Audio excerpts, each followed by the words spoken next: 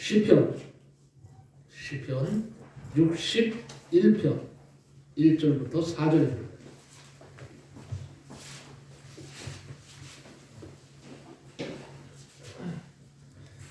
구약성경 시편 61편 1절부터 4절입니다.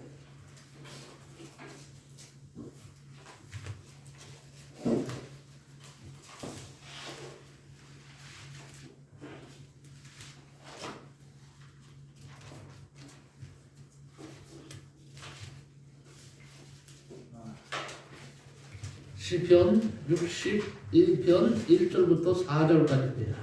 구약 성경 844쪽입니다. 844쪽.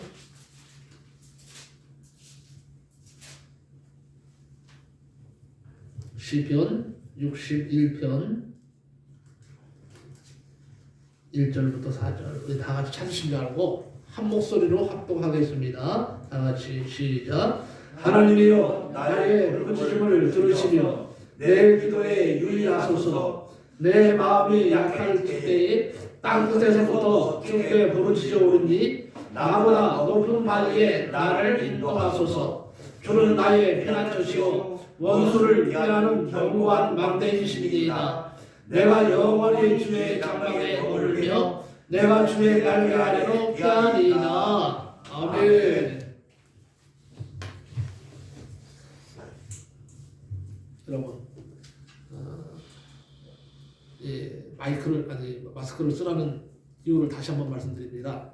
마이크를 쓰라는 이유가 이제 말씀드릴게요. 우리 교회도 지금 우리 권현원 집사님의 소희가 코로나에 감염됐습니다. 그리고 전사님의 우리 효정이도 감염됐습니다. 그래서 일단 우리 성도들한테 혹시나 가족들은요 우리 권집사님이나 오혜진 성도님이나 다 음성이에요. 전사님네도 효정이만 지금 그렇고 다 전사님이나 모두가 다 음성 나왔습니다. 그렇지만 교인들한테 피해가 갈까봐 그냥 오늘 좀 라이브 톡으로 또 얘기를 드리고 계십니다. 하지만 걱정할 건 없습니다. 이제 일주일 정도 이제 그거 하면 자동으로 해제가 됩니다. 그렇지만 혹시나 몰라서 이렇게 좀 주의들을 하고 있으니까 아마 지난주에 그랬으니까 또 다음 주에는 다 우리가 기쁨으로 다 만날 수 있습니다. 그래서 마스크를 다 쓰시고 하라. 쓰셔야 돼요. 코로 감염된 김양주 선생님 힘드시더라도 코도 다 올리세요. 저는 거리가 좀 있어서 상당히 많이 떨어져 있습니다. 그것도 말씀을 전하기 때문에 그렇지만 저도 설교가 끝나면 바로 내려가면 바로 마스크를 쓰고 내려갑니다. 그런 건 좀 힘드시더라도 좀 이해해 주시기 바랍니다. 네, 그리고 오늘도 이렇게 또 예배를 드리기 위해서 나오신 우리 모든 성도님들께 다시 한번 진심으로 감사드립니다. 한번 따라합시다. 마음에 눌린 자가 회복되는 비결. 오늘 말씀에 많은 은혜가 임하시기를 바랍니다. 아멘. 우리가 세상을 살다 보면 어차피 좋은 일만 있을 수 없어요. 누구는 그러더라고요. 슬픈 일들은, 괴로운 일들은 90%가 된대요. 10%의 기쁨이 있다는 거예요. 하지만 이 10%의 기쁨으로 우리는 소망을 얻는다고 이렇게 말을 했습니다. 그 정도로 세상이 살기가 만만치 않습니다.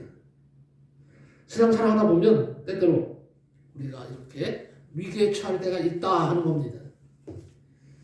도저히 어떻게 해야 될지 좋을지 모르고 암담할 때가 있습니다. 이럴 때의 사람들은 좌절에 빠지거든. 절망과 좌절, 낙심 속으로 빠져버리고 맙니다. 때로는 이런 위기가 누구 때문에 왔다고 원망도 한번 해봅니다.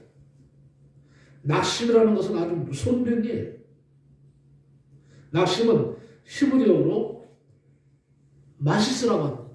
마시스라고 하는데 용해시킨다, 황폐케 한다 그런 뜻입니다. 또 낙심은 헬라어로 카코스라고 합니다.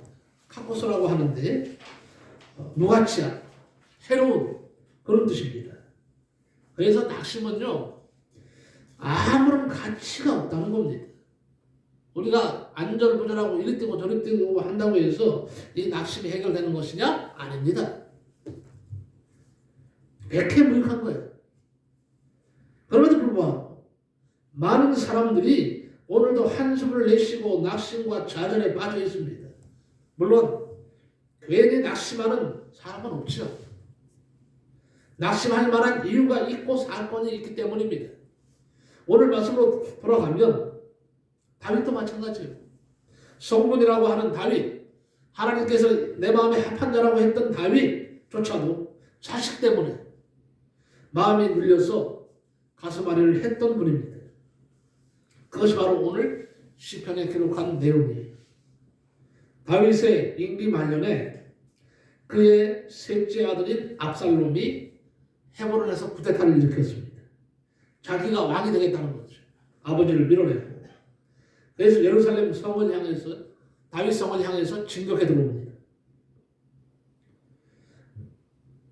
이 소식을 듣고 다윗은 너무도 놀란 나머지 밤중에, 낮도 아니에요, 밤중에 신발도 제대로 신지 못하고 예루살렘을 떠나서 마하나임이라는 곳으로 작은 산골에 몸을 숨기는 이런 사태가 벌어집니다. 그러니 도망가는 그 다윗의 그 심정, 마음 아프면 오죽했겠습니까? 자기 자식이 자기를 죽이겠다고, 쿠데타를 일으켜서 자기가 왕이 되겠다고 자기를 잡으러 죽이러 온 이 상황 속에서 도망가는 아버지 다윗의 심정. 다윗은 그때 그런 말을 합니다. 내가 심한 낙심에 빠졌사오니, 그런 말을 하고 있어요. 심한 낙심에 빠집니다. 오늘 말씀 2절에도 보니까요, 내 마음이 눌릴 때에 땅끝에서부터 주께 부르짖어 오리니 나보다 높은 바위에 나를 인도하소서.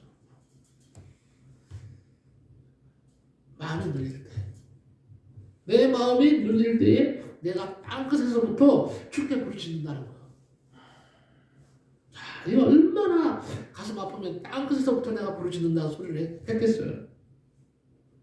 여기서 눌리다는 말은 상하다, 다친다, 그런 뜻입니다. 그러니까 다윗은 아들의 반역 때문에 마음이 지금 상할 대로 상한 거예요. 다칠 대로 다쳤어요. 그야말로 심한 낙심 가운데 지금 빠져 있습니다. 다시 말하면 그의 마음이 지금 불안하고 근심에 쌓여서 답답하고 마음이 쇠약해져 있었다, 이 말입니다. 바로 이럴 때에요, 의사들이 하는 말이 우울증에 걸린다고 합니다. 우울증, 열등감, 두려움, 염려와 낙심과 근심이 생기게 되는 것입니다. 원인은 각각 다릅니다만 모든 사람은 그 어떤 이유 때문에, 사건 때문에, 환경 때문에 근심, 불안, 초조에 빠져 있고, 여기에 우울증이 오고 열등감이 오고 두려움이 오고 정신질환에 시달리게 됩니다. 욥기 7장 3절 이하에 보면요, 욥은 이런 말을 했습니다. 내가 여러 달째 공고를 받으니 수고로운 밤이 내게 작정되었구나. 그 뒤에 보니까 새벽까지 이리 뒤척 저리 뒤척 하는구나 그랬어요. 그렇습니다. 염려는 아무것도 상황을 바꾸지 못합니다. 어떤 문제도 염려한다고 풀지 못합니다. 염려한다고 해서 과거를 바꿀 수 있는 것이 아닙니다. 그렇다고 염려한다고 해서 미래를 다스릴 수 있는 것도 아닙니다. 염려함으로 오죽했으면 키를 한 자나 더 할 수 있겠느냐, 이렇게 주님 말씀하셨겠어요. 여러분, 절대 내가 염려한다고 내 문제 해결할 수 없다 하는 것을 꼭 아셔야 됩니다. 염려는요, 그래서 합리적이지 못해요. 염려는 우리가 당면한 문제를 과장해서 생각하게 한다는 겁니다. 이게 지금 문제거든요. 조그만 일에 염려가 생기면 그 염려가 커져서 더 큰 염려로 발전된다는 거예요. 염려는 우리의 건강을 해칩니다. 모든 질병의 원인이 다 낙심과 염려에서 오는 겁니다. 다윗은 오늘 본문 2절에 내 마음이 눌릴 때에 그랬어요. 탄식이 있어요. 여러분도 마음이 눌릴 때가 많죠. 저도요. 마음이 눌릴 때가 참 많습니다. 아까도 말했지만 마음이 눌린다는 것은 마음이 상한다는 뜻이에요. 마음이 다치는 거예요. 상처를 입는 거예요. 한마디로 욥이나 다윗은 자신들의 우울한 심정을 말씀을 통해서 토로하고 있는 겁니다. 저는 오늘 그래서 열등감, 두려움, 실패감, 좌절감이 생길 때 어떻게 대처할 것인가, 그 방법을 여러분에게 알려드리려고 합니다. 내 마음이 왜 자꾸 눌릴까? 내 마음이 왜 자꾸 낙심할까? 한번 생각해 보셨습니까? 내 마음이 왜 자꾸 눌릴까요? 첫 번째가 열등감 때문이라고 합니다. 열등감. 이 세상을 살아가는 사람들 중에 아무런 문제가 없는 사람은 아마 한 사람도 없을 겁니다. 인생 그 자체가 문제와 더불어서 살면서 문제와 씨름하도록 되어 있습니다. 그래서 우리는 인생을 뭐라고 합니까? 인생살이라고 하는 겁니다. 인생살이. 인생살이 참 험하다. 인생살이 참 힘들다. 그렇게 우리가 말을 하는 겁니다. 그런데요, 어떤 사람은 자기 앞에 부딪힌 문제를 훌륭히 잘 해결함으로 자기 분야에서 크게 성공한 사람이 있는가 하면, 어떤 사람은 자기에게 부딪힌 문제를 제대로 풀지 못해서 오히려 그 문제의 늪에 빠져서 허우적거리는 것을 볼 수가 있습니다. 몸부림치다가 결국은 실패를 거듭한 나머지 인생의 패배자가 되는 경우가 참 많이 있다는 겁니다. 이 낙심을 어떻게 하면 해결할 수 있을까? 나의 고민이고 여러분의 고민인 줄 압니다. 심리학자들의 그 글을 보면은 정도는 차이는 있지만 다 한결같이 하는 얘기가 인간 모두가 다 이 열등감을 가지고 있다는 겁니다. 열등감이란 뭡니까? 자기의 존재 가치를 평가절하하는 겁니다. 평가절하하는 자학 증세, 즉 열등의식입니다. 사모님 맞죠? 네, 공부 좀 했거든요. 사모님이 또 이거 잘 모르네 속으로 그러실까봐 내가 연구를 많이 했어요. 신체적으로 어떤 결함이 있다든지 지적 면에서나 어떤 기능 면에서 약점이 있다든지 가정이나 환경 속에 어떤 문제가 있다든지 또는 인간관계에 어떤 결함이 있다든지 또는 실패나 실수한 일이 있다든지 할 때에 열등감이 올라온다는 겁니다. 열등감 여러분 철저히 비신앙적입니다. 우리는 하나님의 형상을 닮은 존재입니다. 심리학자들이 진단한 열등감에서 생기는 증세를 먼저 몇 가지 살펴보면 전체 한번 살펴보시기 바랍니다. 열등감을 가진 사람일수록 가면을 쓴답니다.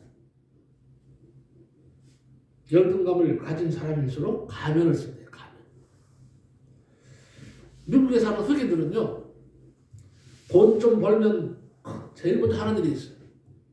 미국의 흑인들이 돈 좀 벌면 하는 큰 일이 하나 있는데 그건 뭐냐?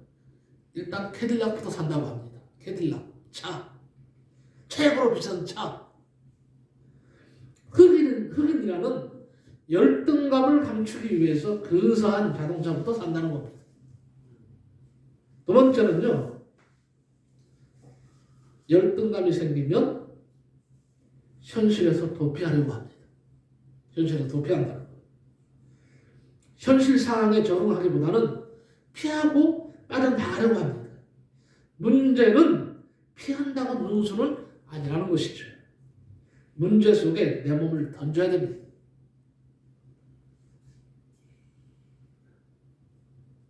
내가 좀 우리 집안에 부끄러운 얘기 같지만 오늘 얘기 좀 하려고 그래요. 사실 지난 금요일이 제 생일이었습니다. 여러분 뭐 다 알고 계실 거 아는데, 그리고 그래도 원래는 하면 작년에 환갑이었는데 올해 그래도 호족상으로 하니까 올해 환갑이에요. 환갑. 지금이야 환갑은 아무것도 아니죠. 옛날에는 환갑이 굉장히 중요했죠. 왜 그랬을까요? 옛날에는 오래 살지 못했기 때문입니다. 60 살아도 많이 사는 거예요. 그러니까 환갑을 차려주는 거예요. 근데 지금은 뭐 60은 청춘이죠. 70, 80도 청춘이에요. 오늘 60대 할머니가 발레를 쫙 하면서 발레를 하는 걸 봤어요. 야, 발레를 해요. 젊은 사람들하고 공연을 준비 중인데 난 깜짝 놀랐어요. 몸이 얼마나 유연하죠? 야, 60대에 발레를 젊은 사람들하고 20대, 30대하고 발레를 한다고 생각해요. 지금 그런 시대예요. 그래서 뭐 지금은 뭐 환갑은 별건 아니죠. 하지만 우리 형제들한테는 좀 알려줘야 되겠다. 그리고 우리 집사람이 또 내가 전화하기 뭐하니까 우리 집사람이 전화를 했어. 형님들 이번에 그래도 목사님이 그래도 환갑인데 좀 내려오시죠. 내려오고 식사를 좀 하고 싶습니다. 근데 작은 누나는 시큰둥한 거요. 내가 옆에서 들으니까 뭐 코로나 때에 뭐 쪼쪼쪼 하면서 우리가 안 올 생각을 하는 거야. 기분이 팍 상했어. 내가 좀 말을 안 해도. 근데 우리 큰 누님은 오겠다는 거야. 자녀들 데리고 오겠다는 거예요. 그래서 마음으로는 참 기뻤어요. 마음이. 아 그래도 올라가는 거 하는구나 하는 생각이 들어서 감사했고, 동생이 우리 금양사모하고 좀 나이가 같은 동생이 있어요. 여동생이 있어요. 사모인데 전화를 했더니 한다는 우리가 교회 행사에서도 못 가? 못 온다는 거예요. 한 4월 달이나. 아니 다쳐난다면 오면 뭐해. 4월 달이나 뭐 코로나 끝나면 온다는데 그렇다고 4월 달에 코로나 끝나면 5월 달에 끝날 때 어떻게 하는 거야. 안 온다는 얘기 아니야. 그러니까 나는 너무 속이 상했어요. 전화 그것도 평상시에는 내가 전화도 잘 안 하지만 그래도 보니까 좀 형제들하고 좀 같이 식사도 하고 싶은 마음에서 그래도 그냥 큰맘 먹고 했는데 그딴 소리들 하니까 기분 좋겠어요? 그런가 보다 하고 있는데 그 뒤에 며칠 있다가 큰누님한테 전화가 왔어요. 전화가 왔는데 내려올라 그랬는데 솔직히 해서 작은 누나지. 뭘 내려가냐고. 지금 뭐 같이 내려가자고. 4월 달인데 돼서 같이 가자고. 그래서 그냥 내려가지 못할 것 같다고. 그 말에 내가 화가 난 거예요.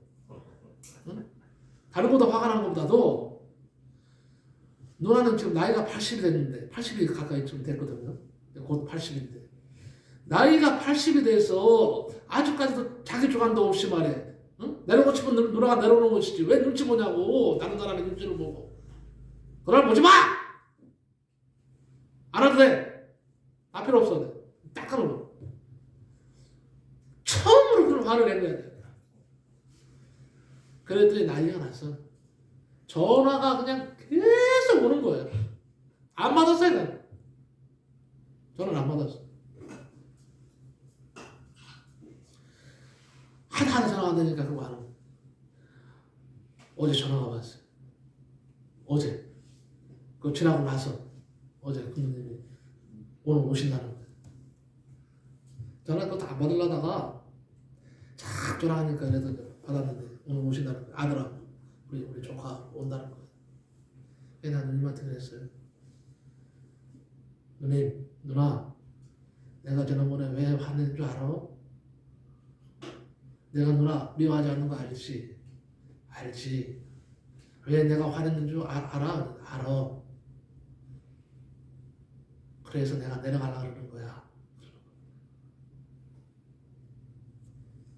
그래. 안 나오니까 다행이네. 됐네.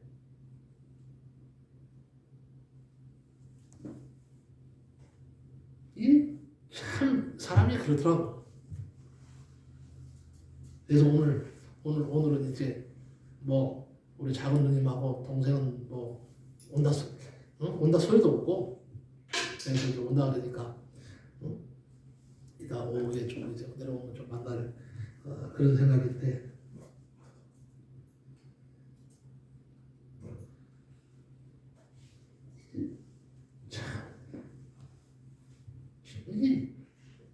현실에서 제가 아까 현실에서 도피하려고 한다는 그 말씀을 좀 드리려고 했는데 그리고 열등감 이 형제들도 그러더라고요.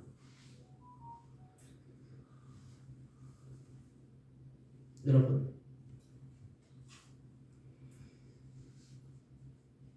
열등감에서 생기는 증세가 몇 가지가 있어요. 다시 말씀드리지만 열등감을 가진 사람일수록 가면을 쓴답니다. 현실에서 도피하려고 합니다.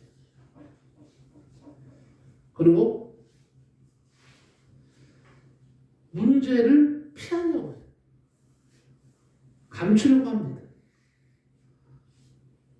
피한다고 능수가 아니에요. 여러분 정면 대응을 해야 됩니다. 문제가 생기면 피한다고 능사가 아닙니다. 그 문제를 맞받아 싸워야 돼요. 문제 속에 내 몸을 던져야 돼요. 들어가야 돼요.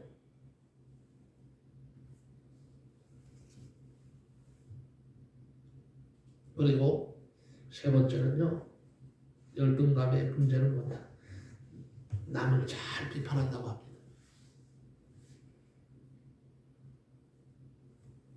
남에 대해서 말할 때 꼭 헐뜯는 말을 해요. 깎아내려요. 자기 말만 해요. 그리고 또 돌아가서 남도 못하게 만듭니다. 그래서 내 형제 얘기를 한 거예요. 그러면 안 되는 거예요. 우리는요.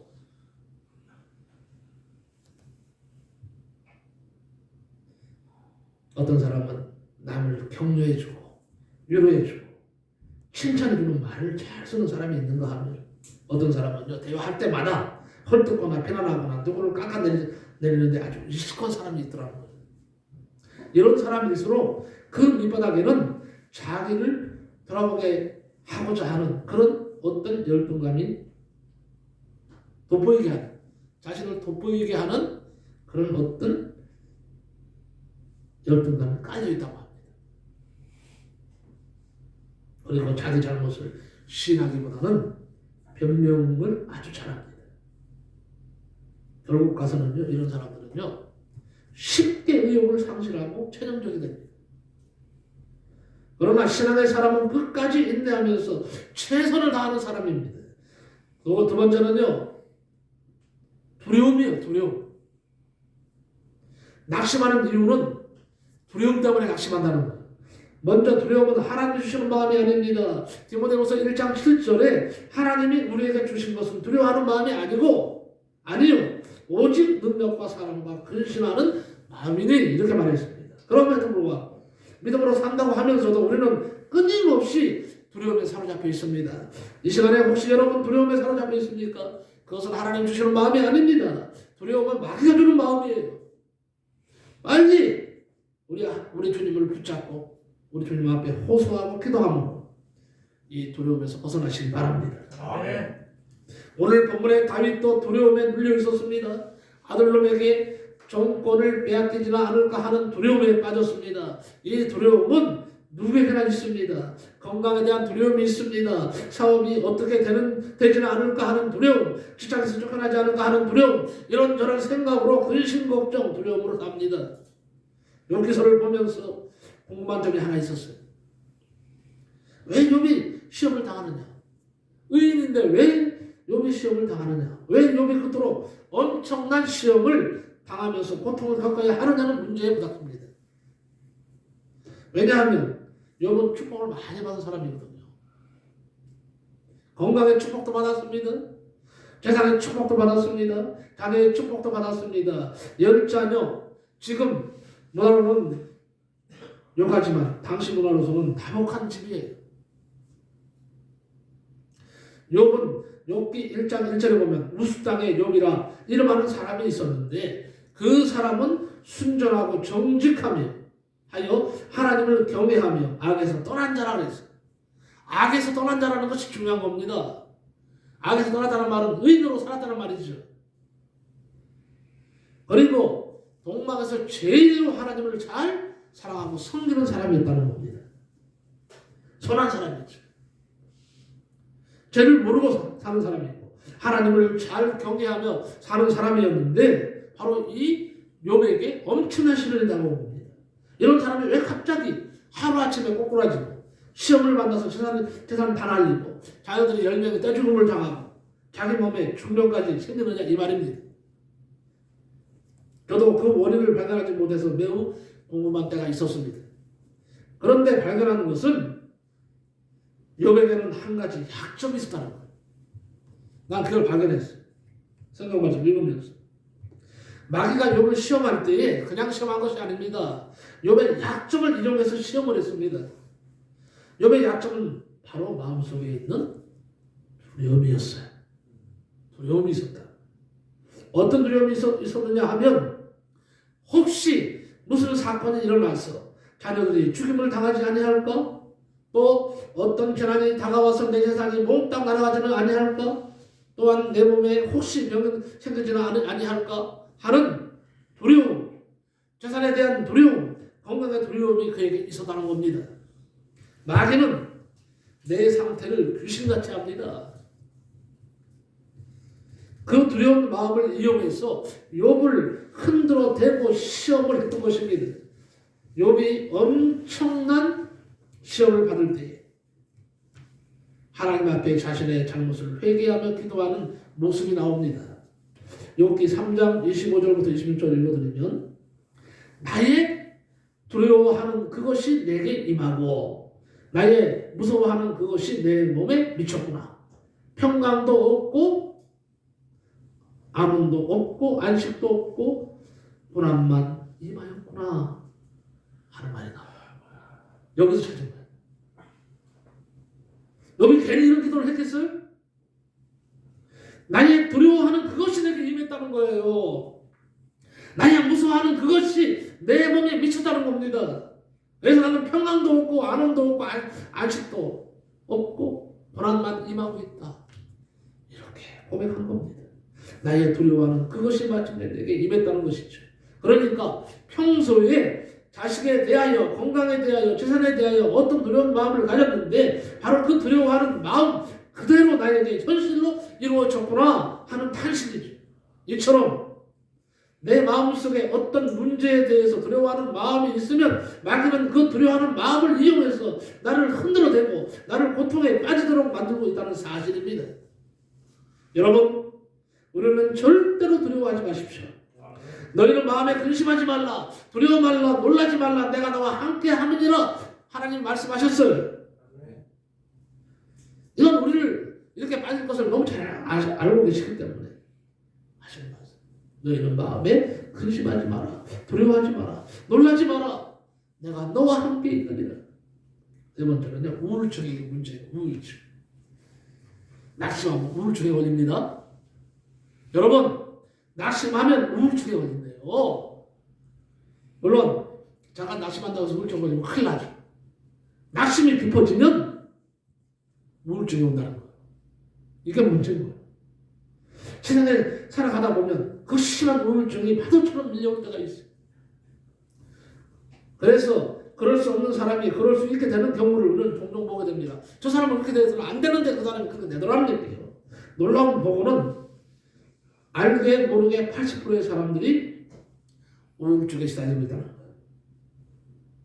자, 정신분석학자들이 말하는 우울증 증세를 몇 가지로 꼽아봤습니다. 한번 판단해 보세요. 첫째, 인생에 사는 재미를 느끼지 못하고 짜증나는 순간이 잦은 사람. 다시 말합니다. 인생에 사는 재미를 느끼지 못하고 짜증나는 순간이 잦은 사람. 나에게 해당 사항이다 보시란 말입니다. 두 번째, 항상 안절부절 못하여 공연히 불안한 사람. 세 번째, 남과 어울리기를 싫어하고 혼자 있기를 좋아하는 사람. 네 번째, 많이 들여다보이는 거짓말을 자기도 모르게 하는 사람. 다섯 번째, 몹시 의심이 많아서 남을 믿지 못하며 지나치게 공격적인 사람. 여섯 번째, 자신의 감정을 잘 조절하지 못해서 폭발할 것 같은 상태가 지속되는 사람. 일곱 번째, 사소한 일에 신경이 날카로워져서 너그러운 말보다는 상처가 나게 하는 말을 많이 하는 사람. 등이라고 합니다. 이 중에서 세 가지 이상만 되면 뭐를 주의하는 거야? 빨리 치료해야 된다는 거야.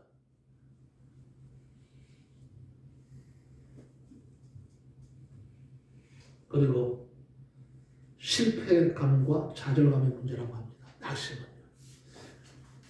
이 실패감에 확 젖어 있는 사람은 항상 낙심한데요.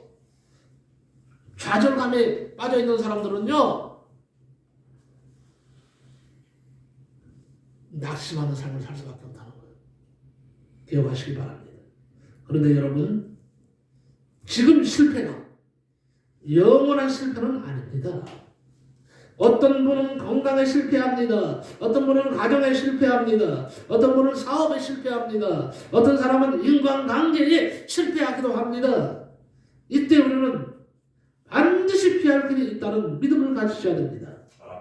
반드시 피할 길을 하나님 주십니다. 하나님은 우리에게 감당할 시험밖에는 허락하지 않았습니다. 여러분, 감당하지 못할 시험이 올 때는 하나님께서 피할 길도 주신다는 사실. 우리가 여기서 분명히 짚고 넘어가야 할 문제는 지금 어떠한 실패가 왔다 하더라도 믿음 하나만 붙잡고 있으면 이길 수 있다는 사실을 꼭 믿으시기 바랍니다. 그래요. 믿음 안에 모든 것이 있습니다. 구원도 있습니다. 회복도 있습니다. 응답도 있습니다. 성리도 다 우리가 믿는 믿음 안에 다 들어 있습니다. 그러므로 다 실패하더라도 믿음은 믿음에 대해서는 실패하지 마시기 바랍니다. 믿음 안에는 7,008개의 능력이 있어요. 하나님의 능력의 오른손이 어디 있는 줄 아세요? 믿음 안에 있습니다. 우리가 믿으면 하나님의 능력의 오른손이 우리를 일으킬 수밖에 없어요. 마지막으로 본문 속의 다윗을 한번 봅시다. 자, 본문의 다윗은 자기 자신 놈에게 배신을 당했어. 아버지의 왕권을 자신이 노리고 쳐들어옵니다. 얼마나 마음 압박했어요. 그래서 2절에 내 마음에 눌렸나이다 라고 기도했다고 했잖아요. 자, 본문에서 다윗의 회복의 비결을 우리는 배우고 마쳐야 됩니다. 그러면 다윗의 회복의 비결이 무엇일까요? 첫째, 한번 따라합시다. 다윗은 주님의 주권을 온전히 믿는 믿음의 소유자였다. 그래서 다윗이 승리한 겁니다. 네. 주님의 주권을 온전히 믿는 그 믿음이 있었기 때문에 다윗이 뭐예요? 승리한 거예요. 다윗은 주님을 그래서 피난처라고, 병과 망대라고, 하나님이 나의 보호자라고 이렇게 고백하고 있는 겁니다. 두 번째로 한번 따라합시다. 그가 승리할 수 있는 비결은 기도였다. 난 이걸 말씀드리고 싶어요. 그가 승리할 수 있었던 비결은 결국 기도였습니다. 1절에 하나님이여 나의 부르짖음을 들으시며 내 기도에 유의하소서 그랬습니다. 2절에 내 마음이 눌릴 때에 땅끝에서부터 주께 부르시죠 오르니 나보다 높은 바위에 나를 인도하소서. 무슨 소리입니까? 기도했다 이 말입니다. 여러분, 낙심이 찾아오고 괴로움이 찾아오고 아픔이 찾아오고 병마가 나를 괴롭히면 그때는 뭐예요? 여호와 하나님 앞에 나가서 기도하는 신호예요. 기도하시기 바랍니다. 괜히 쓸데없이 낙심하고 좌절하고 아파하고 가슴치고 골방에 처박혀 있지 말고 말이에요. 응? 나와서 햇빛을 보면서, 그리고 더 중요한 건 뭐예요? 하나님 앞에 나가서 부르짖고 기도하면 낙심은 하나님 아래에 있잖아요. 낙심이 하나님 위에 있습니까? 낙심하는 사람은 뭐예요? 하나님 위에 낙심을 두는 사람이에요. 하나님은 낙심을 제어하시는 하나님이십니다. 그 하나님을 믿고 기도하세요. 결론적으로 말씀을 드리겠습니다.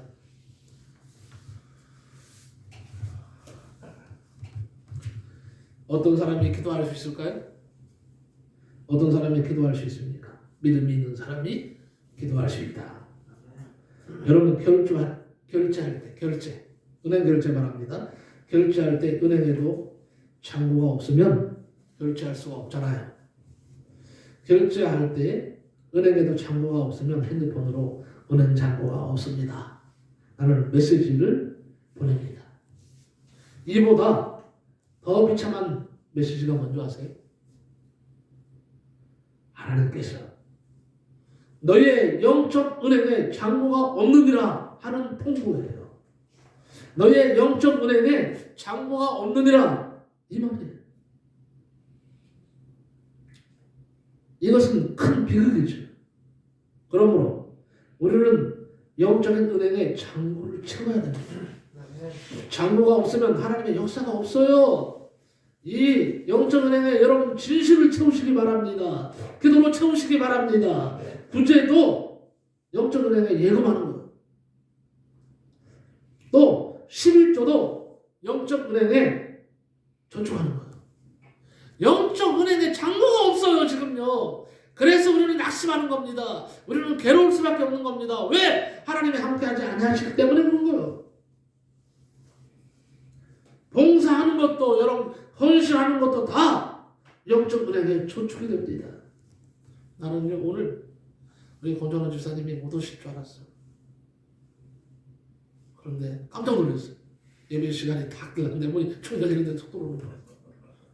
아마 집에서 있어도 되는데 예배에 대한 생각, 그리고 또 하나 예배 목사님 설교하는 이 설교 말씀을 녹화해서 내보내야 많은 사람들이 목사님 설교 말씀 듣지 않을까 하는 아마 그런 생각 때문에 그 책임감 때문에 나오시는 줄 믿습니다. 나는 하나님께서 영적 창구의 이 봉사 기억하시리라고 분명히 나는 기억합니다. 이런 것이죠.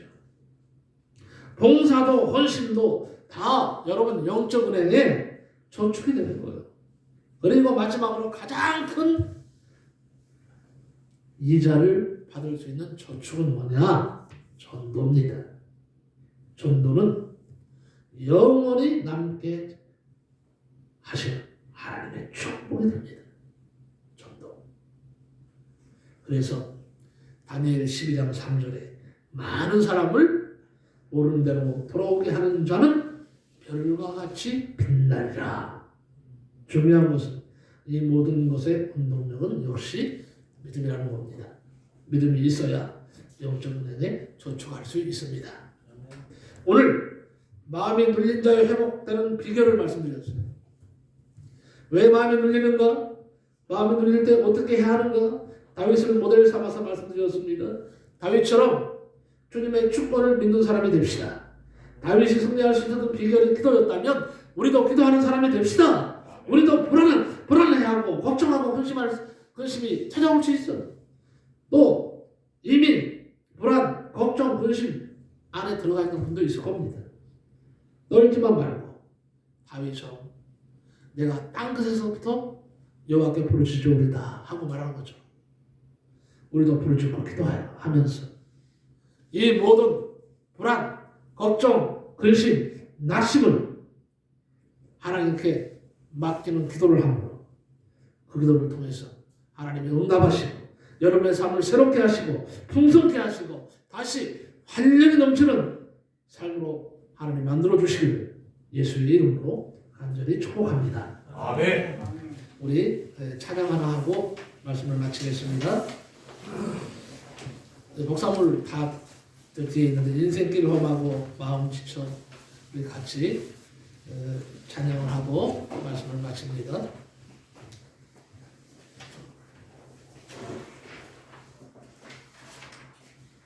그건 다 한 번씩 목사물 가져가셔도 됩니다. 인생길 험하고 마음 지쳐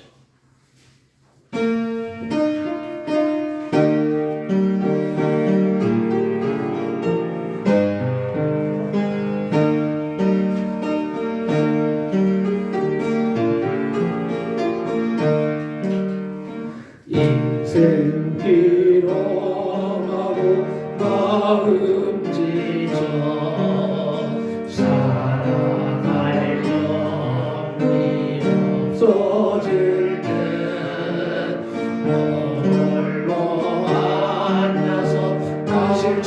말고 예수님 품으로 나오시 예수님은 나의 생명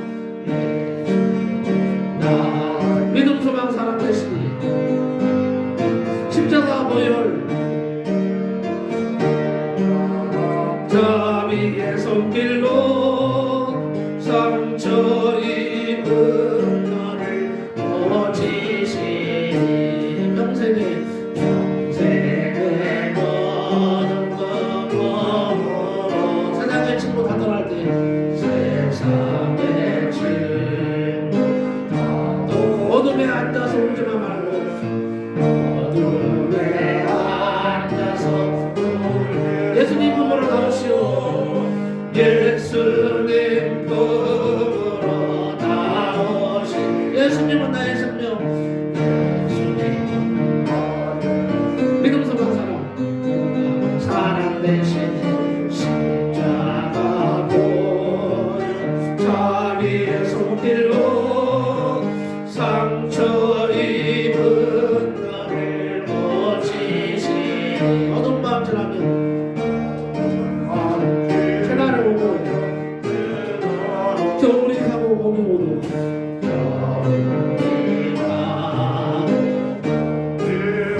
인상 슬픔이 지나고 나면 세상 슬픔이 지나고 나면 황명한 새날이 다가오네 황명한 새날이 다가오네